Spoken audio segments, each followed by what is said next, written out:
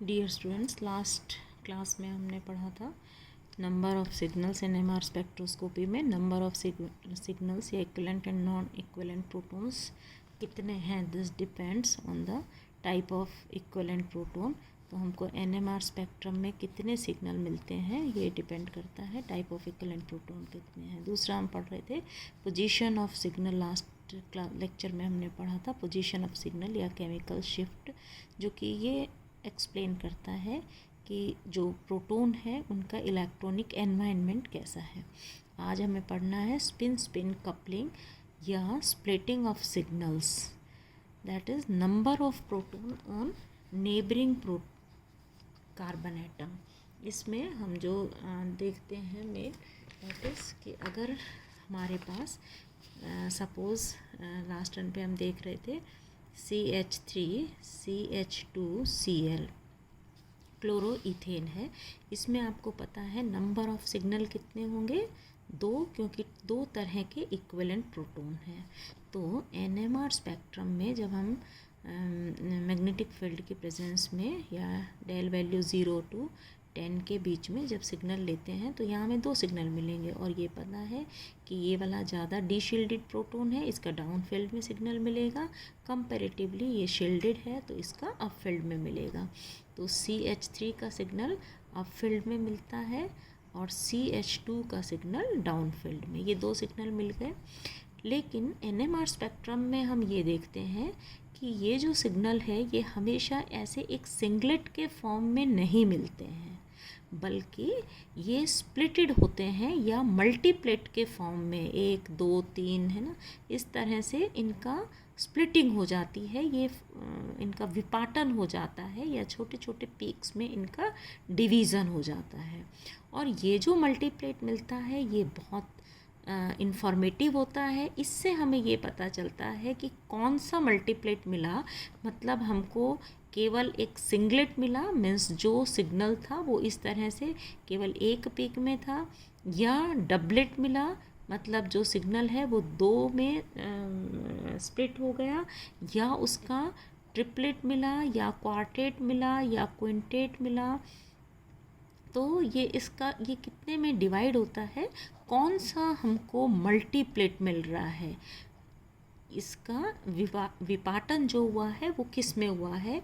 ये बहुत ज़्यादा इन्फॉर्मेटिव इसलिए है कि मल्टीप्लेट से हमें ये पता चलता है कि इसका जो सिग्नल मिल रहा है, सपोज़ ये CH2 का सिग्नल है, तो इसके साइड वाले कार्बन एटम पर कितने प्रोटॉन प्रेजेंट है।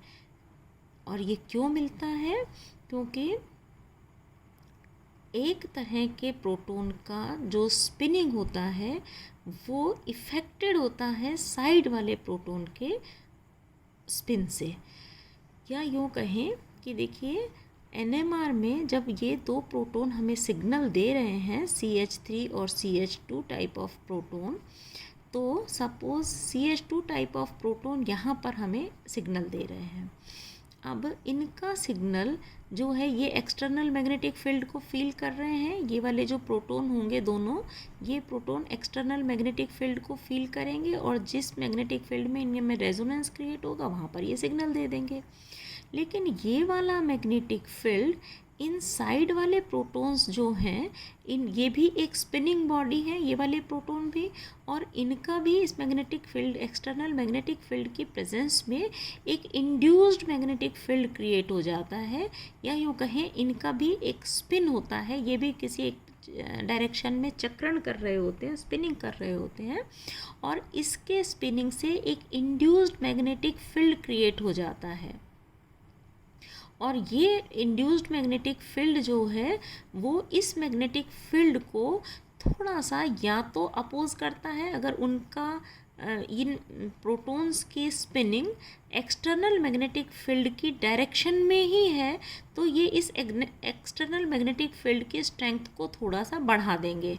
और अगर इनका स्पिन एक्सटर्नल मैग्नेटिक फील्ड की डायरेक्शन के ऑपोजिट है तो वो इस मैग्नेटिक फील्ड की स्ट्रेंथ को कम कर देंगे।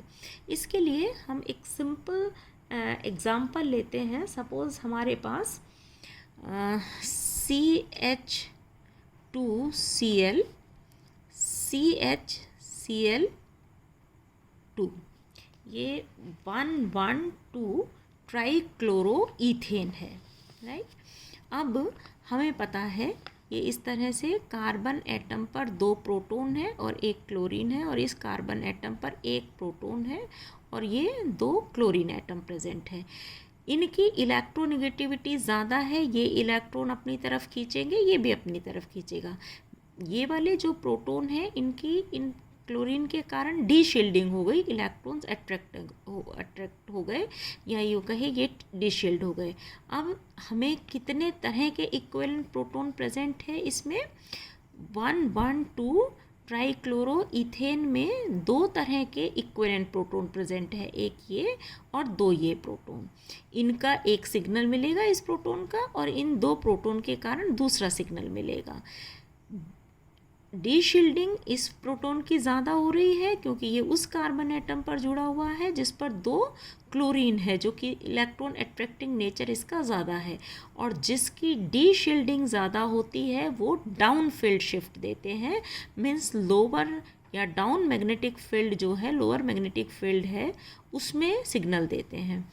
तो यहाँ पर 2 तरह के प्रोटॉन है तो 2 सिग्नल मिलेंगे, और ये वाला जो डाउन फील्ड में मिलेगा ये CH टाइप के प्रोटॉन देंगे, और CH2 type of proton up field में शिफ्ट देंगे, सिग्नल देंगे कंपैरेटिवली। नाउ हमें हमेशा ये सिंगलेट नहीं मिलते हैं बल्कि मल्टीप्लेट मिलते हैं। वो क्यों? सपोज़ हम इस सिग्नल को कंसीडर करते हैं तो ये सिग्नल यहाँ पर इस मैग्नेटिक फील्ड पर, एक्सटर्नल मैग्नेटिक फील्ड पर रेजोनेंस क्रिएट करता है और यहाँ हमें सिग्नल मिल रहा है। लेकिन इस एक्सटर्नल मैग्नेटिक फील्ड की प्रेजेंस में ये वाले जो प्रोटॉन हैं ये भी तो स्पिन करेंगे, और इनका स्पिन, एक जो प्रोटॉन है इसका स्पिन 2 तरह से पॉसिबल है। या तो इस एक्सटर्नल मैग्नेटिक फील्ड की डायरेक्शन में ही ये वाला प्रोटॉन जो CH टाइप ऑफ प्रोटॉन है वो स्पिन करे, या इस एक्सटर्नल मैग्नेटिक फील्ड की अपोजिट डायरेक्शन में स्पिन करे। दो पॉसिबिलिटी है। अगर ये एक्सटर्नल मैग्नेटिक फील्ड के डायरेक्शन में ही स्पिन कर रहा है तो इसकी स्ट्रेंथ को, कुछ जो इसकी स्ट्रेंथ है उसी डायरेक्शन में ये है तो इसकी स्ट्रेंथ को थोड़ा सा बढ़ा देगा, और अगर अपोजिट डायरेक्शन में स्पिन कर रहा है तो इसकी एक्सटर्नल मैग्नेटिक फील्ड की स्ट्रेंथ को ये इंड्यूस्ड मैग्नेटिक फील्ड थोड़ा सा कम कर देगा। मतलब ये जो प्रोटॉन्स हैं ये हमें सपोज़ यहाँ पर सिग्नल दे रहे थे, इस प्रोटॉन की प्रेजेंस में वो ये वाले प्रोटॉन या तो इंड्यूस्ड मैग्नेटिक फील्ड की स्ट्रेंथ को बढ़ा देते हैं, या जो इंड्यूस्ड मैग्नेटिक फील्ड है वो एक्सटर्नल मैग्नेटिक फील्ड की स्ट्रेंथ को कम कर देते हैं। मतलब इस मैग्नेटिक फील्ड को ये 2 तरह से प्रभावित कर सकते हैं। सेम डायरेक्शन में स्पिन हो तो इसकी स्ट्रेंथ को बढ़ा देंगे, अपोजिट डायरेक्शन में स्पिन हो तो इसकी स्ट्रेंथ को घटा देंगे। तो ये वाले जो CH2 टाइप ऑफ प्रोटॉन यहाँ पर सिग्नल दे रहे थे, इस मैग्नेटिक फील्ड को फील करके, स्ट्रेंथ के मैग्नेटिक फील्ड को फील करके सिग्नल दे रहे थे। इसके कारण ये, अगर ये घट जाता है, मैग्नेटिक फील्ड की स्ट्रेंथ को घटा देता है तो हमें थोड़ा सा इस साइड सिग्नल देंगे, और अगर ये बढ़ा देता है तो पहले ही सिग्नल दे देंगे, थोड़ा सा इधर सिग्नल दे देंगे। इसका मतलब कि CH2 का जो सिग्नल मिलेगा वो एक सिंगलेट ना मिलके इस तरह से एक डबलेट में स्प्लिट हो जाएगा। क्यों? Due to the presence of the CH compound. ये जो एक प्रोटॉन है, इस प्रोटॉन के स्पिन के अकॉर्डिंग, या ये एक्सटर्नल मैग्नेटिक फील्ड को कैसे प्रभावित कर रहा है, इसका spin along the external magnetic field है और opposite to the external magnetic field है। ये जो प्रोटॉन, इसका इंड्यूस्ड मैग्नेटिक फील्ड किस डायरेक्शन में है उसके अकॉर्डिंग ये जो CH2 टाइप ऑफ प्रोटॉन है ये एक डबलेट में स्प्लिट हो जाते हैं।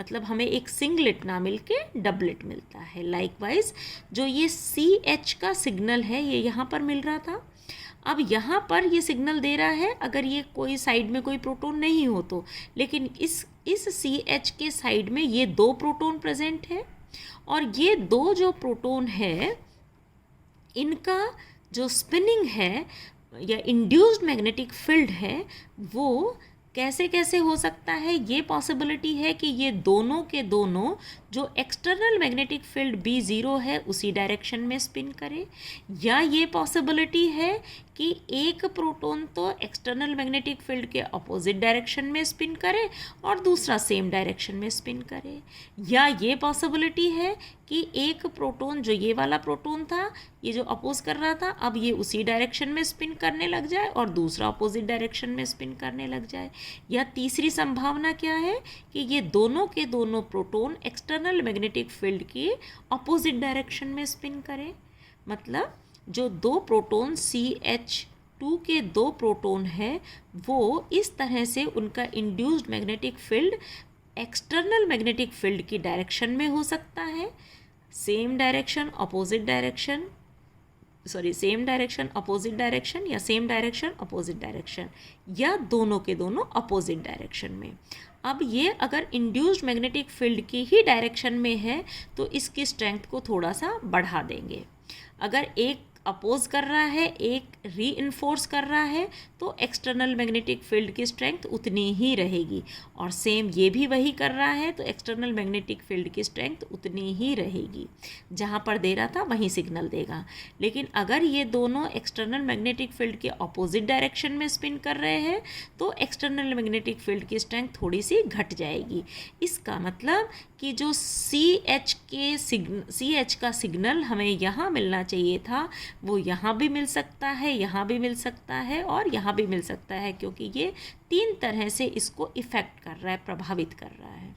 तो CH2 का जो सिग्नल मिलेगा वो CH का जो सिग्नल मिलेगा, CH प्रोटॉन्स का, वो due to the presence of CH2 group. इसके तीन पॉसिबिलिटी हैं इन इंड्यूस्ड मैग्नेटिक फील्ड, इन दो प्रोटॉन के इंड्यूस्ड मैग्नेटिक फील्ड की तीन ये पॉसिबिलिटी है, तो वो एक इन दो प्रोटॉन के कारण ट्रिपलेट में स्प्लिट हो जाएगा, मतलब हमको एक ट्रिपलेट मिलेगा। यानी कि ये जो कंपाउंड है इसमें आपको ये पता है दो तरह के प्रोटॉन प्रेजेंट है, तो दो सिग्नल मिलेंगे A और B। और हायर मैग्नेटिक फील्ड में क्योंकि ये इसकी शील्डिंग ज़्यादा है, इसकी डी शील्डिंग ज़्यादा है, तो CH type of proton down field में सिग्नल देंगे और CH2 type of proton comparatively up field में सिग्नल देंगे। डेल वैल्यू अगर यहाँ पर TMS टेट्रामिथाइल सिलेन का सिग्नल यहाँ आ रहा है, डेल वैल्यू 0 है, तो यहाँ से हम ये काउंट करें तो CH2 type of proton up field में सिग्नल देंगे। हमें इस कंपाउंड का 1,1,2 ट्राइक्लोरोइथेन के दो सिग्नल मिलते हैं। One is due to CH2 type of proton, second is due to CH type of proton. CH2 type of proton जो है वो कौन सा मल्टीप्लेट देगा, due to the presence of one proton to the adjacent of this carbon atom. इस carbon atom के adjacent में जो कार्बन एटम है उस पर एक प्रोटॉन प्रेजेंट है, और एक प्रोटॉन का जो इंड्यूस्ड मैग्नेटिक फील्ड है या इसकी स्पिनिंग दो तरह से संभव है। तो इंड्यूस्ड मैग्नेटिक फील्ड भी या तो रीएनफोर्स करेगा उसमें एक्सटर्नल मैग्नेटिक फील्ड को, या उसको अपोज करेगा। तो एक्सटर्नल मैग्नेटिक फील्ड जो है उसके कारण जो सिग्नल यहाँ पर मिल रहा था CH2 का, वो CH प्रोटॉन के कारण, जो ये वाले प्रोटॉन है इसके कारण ये सिग्नल दो में स्प्लिट हो जाता है। और इन दो की इंटेंसिटी क्या होगी, क्योंकि इसका रेशियो 1:1 है, या तो रीएनफोर्स करेगा या अपोज करेगा, तो रेशियो क्या हुआ 1:1 का। तो यहाँ पर हमें जो एक डबलेट मिल जाता है। Likewise CH type of proton यहाँ पर प्रेजेंट है, इसके साइड में CH2 दो प्रोटॉन प्रेजेंट है, और इसकी स्प्लिटिंग इस तरह से या तो सेम डायरेक्शन में स्पिन करे दोनों, या इस तरह से स्पिन करे या इस तरह से, और इनका रेशियो क्या हो गया, एक ये संभावना है 1, ये 2 और ये 1:2:2। तो हमें एक ट्रिपलेट मिलेगा जिसकी स्प्लिटिंग या जिसकी इंटेंसिटी 1:2:1, इस तरह से ये एक ट्रिपलेट मिलेगा। मतलब इसके दो सिग्नल मिलेंगे, एक तो डबलेट और दूसरा ट्रिपलेट। ट्रिपलेट किसका मिलेगा? उन प्रोटॉन का जिसके साइड में 2 प्रोटॉन प्रेजेंट है। डबलेट किसका मिलेगा? उन प्रोटॉन के कारण जिसके साइड में 1 प्रोटॉन प्रेजेंट है, राइट। लाइकवाइज दूसरा हम एग्जांपल लेते हैं। सपोज हमारे पास ये है CH2CH3Cl इथाइल क्लोराइड। अब इसमें भी हमें 2 सिग्नल मिलेंगे, एक तो CH3 टाइप के और एक CH2 टाइप के इक्विवेलेंट प्रोटॉन्स प्रेजेंट है। इसका अप फील्ड में सिग्नल मिलेगा, तो CH3 का यहाँ पर सिग्नल और CH2 का कंपैरेटिवली डाउन फील्ड में सिग्नल, ये 2 सिग्नल हमें मिल गए। अब आप देखिए कि CH3 टाइप के जो प्रोटॉन हैं वो जो सिग्नल दे रहे हैं वो इस पोजीशन पर दे रहे हैं, पर उसके साइड में ये 2 प्रोटॉन प्रेजेंट है। इन 2 प्रोटॉन का spinning external magnetic field B0 जो है, या तो उसी डायरेक्शन में दोनों स्पिन करें, या एक सेम डायरेक्शन में एक अपोजिट, या ये वाला जो सेम डायरेक्शन था वो अपोजिट हो जाए और ये सेम डायरेक्शन में हो जाए, या दोनों अपोजिट जैसा हमने यहाँ देखा था। तो इसका जो सिग्नल मिलेगा इन 2 प्रोटॉन के कारण किसमें स्प्लिट हो जाएगा? 1:2:1 इंटेंसिटी में एक ट्रिपलेट में स्प्लिट हो गया। मतलब CH3 का जो सिग्नल मिलेगा due to the presence of these 2 protons, it will split into a triplet. Likewise यहाँ पर CH2 का जो सिग्नल मिल रहा है उसके एडजेसेंट में ये कितने प्रोटॉन प्रेजेंट है? 3 प्रोटॉन। अब ये 3 प्रोटॉन जो प्रेजेंट है ये एक्सटर्नल मैग्नेटिक फील्ड B0 की प्रेजेंस में है। तो अगर B0 की प्रेजेंस में ये तीनों सेम डायरेक्शन में स्पिन करें तो एक्सटर्नल मैग्नेटिक फील्ड की स्ट्रेंथ को बढ़ा देंगे। ये भी संभावना है, पॉसिबिलिटी है कि इन 2 का स्पिन तो सेम डायरेक्शन में हो, एक अपोजिट में हो, या ये जो 2 सेम डायरेक्शन में थे उसमें से ये वाला अपोजिट डायरेक्शन में हो जाए बीच वाला, और ये 2 सेम डायरेक्शन में हो जाए। या ये भी पॉसिबिलिटी है कि ये फर्स्ट वाला ये अपोजिट डायरेक्शन में स्पिन करे और ये दोनों सेम डायरेक्शन में स्पिन करे। लाइकवाइज ये भी पॉसिबिलिटी है कि एक तो सेम डायरेक्शन में स्पिन करे और 2 अपोजिट डायरेक्शन में स्पिन करे, या ये सेम डायरेक्शन में स्पिन करे और ये सेम डायरेक्शन में था, 2 अपोजिट में थे, ये सेम डायरेक्शन में हो जाए और ये दोनों अपोजिट डायरेक्शन में स्पिन करे। या ये हो सकता है कि ये दोनों अपोजिट डायरेक्शन में स्पिन करे और ये सेम डायरेक्शन में स्पिन करे। ठीक है, 2 अपोजिट, फर्स्ट वाले 2 अपोजिट, साइड वाले 2 अपोजिट और लास्ट वाले 2 अपोजिट। या ये हो सकता है कि तीनों के तीनों अपोजिट डायरेक्शन में स्पिन करें। ये पॉसिबिलिटीज़ है इन 3 प्रोटॉन के स्पिन की। तो इनकी इंटेंसिटी कितना पॉसिबिलिटी है? ये 1 है, ये इसकी 3 पॉसिबिलिटी है मतलब 3 रेशियो है, ये भी 3 पॉसिबिलिटी है मतलब 3 है, और ये 1 पॉसिबिलिटी है। मतलब इसके स्पिन की 4 तरह से संभावनाएं हैं जिसका रेशियो इंटेंसिटी का 1:3:3:1 इस तरह से होगा। तो ये जो प्रोटॉन है 2, ये इन 3 प्रोटॉन के स्पिनिंग के कारण इसका जो सिग्नल मिलता है वो इस 4 तरह से डिवाइड हो जाता है, या यूँ कहें कि उसका एक हमें क्वार्टेट मिलता है, और उस क्वार्टेट की इंटेंसिटी क्या होती है? 1:3:3:1। हमें जो इसका CH2 का सिग्नल यहाँ पर मिलना चाहिए था वो ये वाले जो प्रोटॉन है उनका स्पिन कैसे है, वो एक्सटर्नल मैग्नेटिक फील्ड की स्ट्रेंथ को या तो थोड़ा सा इंक्रीज़ कर देंगे, तो यहाँ पर सिग्नल मिल गया, मतलब वो पहले ही मिल गया, सॉरी ये यहाँ पर।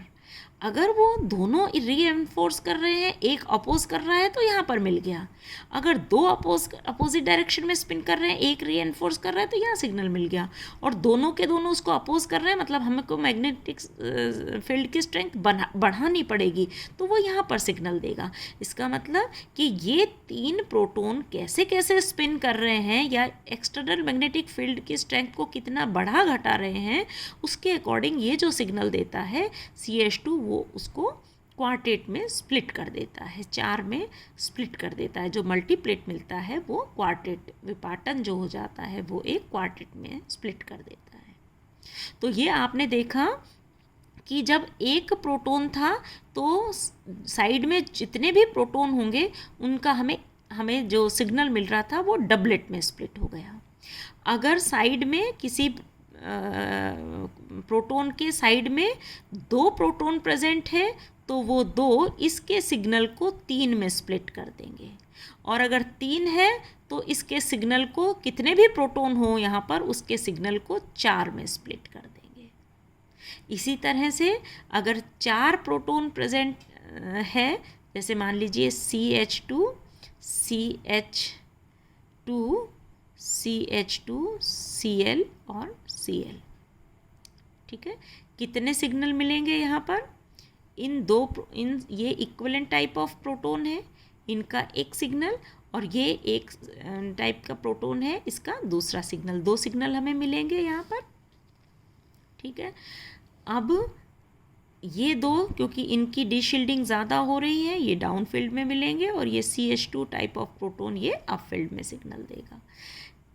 इन 2 का जो एक सिग्नल हमें, मान लो ये A टाइप ऑफ प्रोटॉन है और ये B टाइप ऑफ प्रोटॉन है, ठीक है, ये आपको पता है ये इक्विवेलेंट नेचर के हैं ना, इनकी डीशिल्डिंग हो रही है, तो ये A टाइप ऑफ प्रोटॉन का सिग्नल मिलेगा, ये B टाइप ऑफ प्रोटॉन, ये A टाइप हो गया, यहाँ पर सिग्नल मिलेगा। तो इसका जो सिग्नल मिलेगा वो यहाँ पर मिल रहा है, और इसके साइड में कितने प्रोटॉन प्रेजेंट है? 4, और 4 को अगर इस तरह से हम स्प्लिट करें तो हमको पता है कि इनका जो पॉसिबिलिटी है वो n+1 हो जाती है, मतलब 5 में पेंटेट में डिवाइड होगा। ये जो B सिग्नल है इसका हमें एक पेंटेट मिल जाएगा इस तरह से, और ये जो प्रोटॉन है, ये जो सिग्नल है, इन 2 का एक A जो सिग्नल मिल रहा है वो इन 2 प्रोटॉन के कारण कितने में स्प्लिट हो जाएगा? n+1, 2 में, 2 हैं तो ये 3 में, एक हमको ऐसा ट्रिपलेट मिलेगा। मतलब जो B टाइप ऑफ प्रोटॉन है वो इन साइड वाले प्रोटॉन के कारण, 4 प्रोटॉन है तो पेंटेट में स्प्लिट हो गया, और जो A टाइप ऑफ 4 जो प्रोटॉन है ये इन 2 के कारण ट्रिपलेट में स्प्लिट हो गया। तो ये कहलाता है स्पिन कि इसकी स्पिन के कारण ये इसको कितना प्रभावित करते हैं, स्पिन स्प्लिटिंग या स्पिन कपलिंग। इससे हमें ये पता चलता है कि जो भी हमें सिग्नल मिल रहा है, अगर वो क्वार्टेट मिल रहा है, मतलब साइड वाले कार्बन एटम पर 3 प्रोटॉन प्रेजेंट है, अगर वो ट्रिपलेट मिल रहा है मतलब साइड वाले कार्बन एटम पर 2 प्रोटॉन प्रेजेंट है, तो स्प्लिटिंग कितने में होती है वो उससे ये पता चल जाता है कि एडजेसेंट कार्बन एटम पर कितने प्रोटॉन प्रेजेंट है। जैसे यहाँ पर इसमें था, यहाँ पर हमें 2 सिग्नल मिले, इसका हमें इन 2 प्रोटॉन के कारण एक ट्रिपलेट मिलेगा, और इसका हमें इन 3 प्रोटॉन के कारण एक क्वार्टेट मिलेगा। तो जो सिग्नल मिल रहा है वो कितने में उसकी स्प्लिटिंग हो रही है, उससे ये पता चलता है कि एडजेसेंट कार्बन एटम पर टोटल नंबर ऑफ प्रोटॉन कितने हैं, और उसकी इंटेंसिटी शो करती है कि उनकी स्प्लिटिंग का रेशियो क्या होगा, वो किस तरह से उनकी स्प्लिटिंग होती है। एक जो नेक्स्ट है वो हम पढ़ेंगे कपलिंग कांस्टेंट या spin coupling constant. Thank you.